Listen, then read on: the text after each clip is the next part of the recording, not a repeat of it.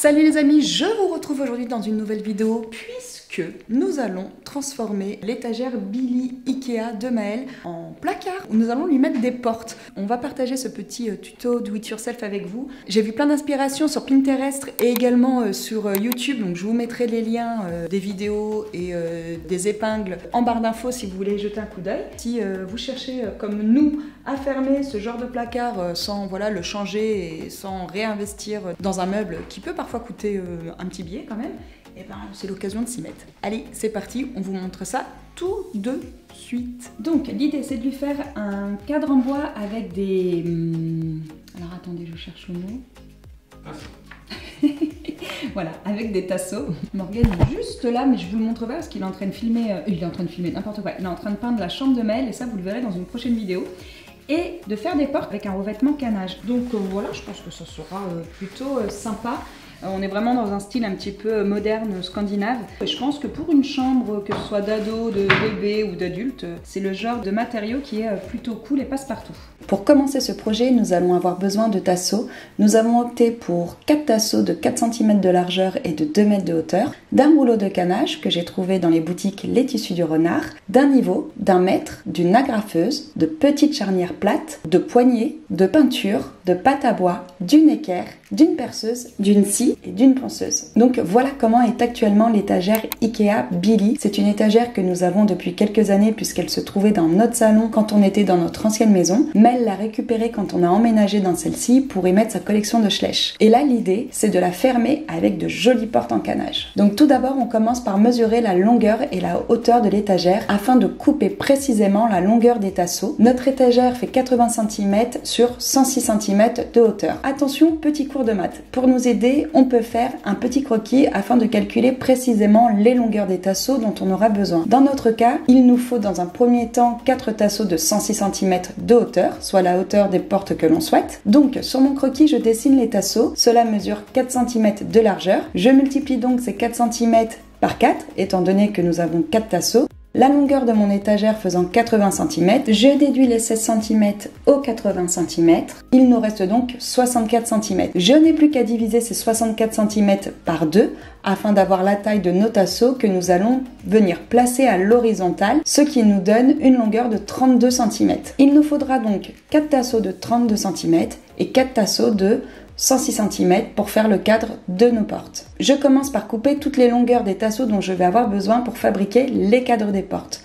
À l'aide d'un mètre, je mesure 106 cm, je trace un trait avec une équerre ou un petit niveau, puis je viens découper les tasseaux bien droits à l'aide d'une scie sauteuse. Je répète cette opération pour les 4 tasseaux de 106 cm.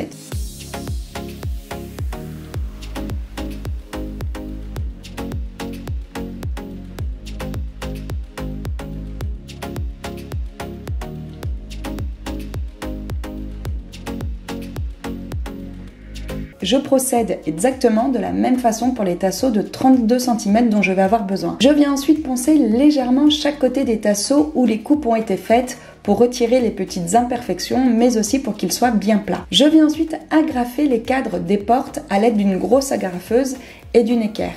On veille bien à placer l'équerre dans les angles pour avoir des angles bien droits. Puis on agrafe les tasseaux entre eux sur l'envers du cadre, mais aussi sur l'endroit. N'hésitez pas à bien blinder d'agrafes sur l'envers du cadre de la porte puisque l'on viendra les cacher ensuite avec de la pâte à bois.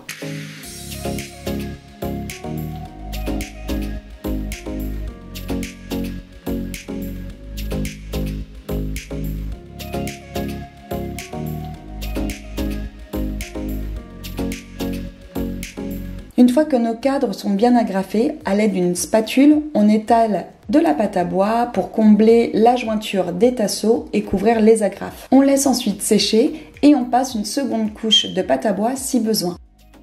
Une fois que les agrafes et les jointures sont bien recouvertes, on ponce légèrement pour avoir une surface bien lisse.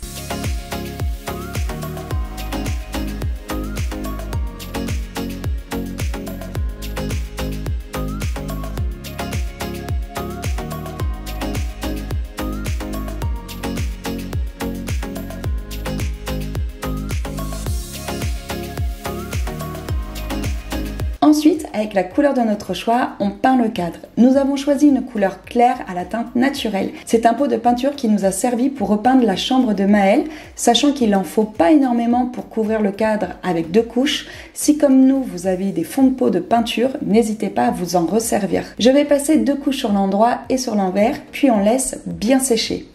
Une fois les cadres bien secs, on place notre ganache sur l'envers du cadre. On vient agrafer dans un premier temps toute une hauteur. Je demande de l'aide à Morgane pour tirer la toile pour qu'elle soit parfaitement tendue et j'agrafe également l'autre longueur en serrant bien les agrafes pour sécuriser au maximum le canage.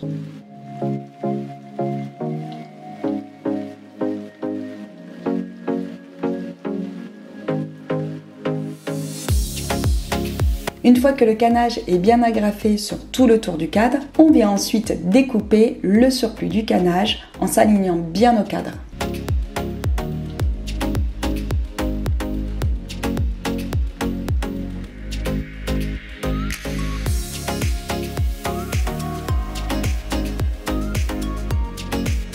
Et voilà, les portes sont prêtes et franchement, elles sont canon. Morgane vient ensuite placer les charnières sur le meuble. C'est clairement l'étape la plus pénible à faire au niveau du réglage notamment. C'est d'ailleurs pour cela que j'ai demandé à Morgane de le faire. Puis on fixe les charnières sur les portes.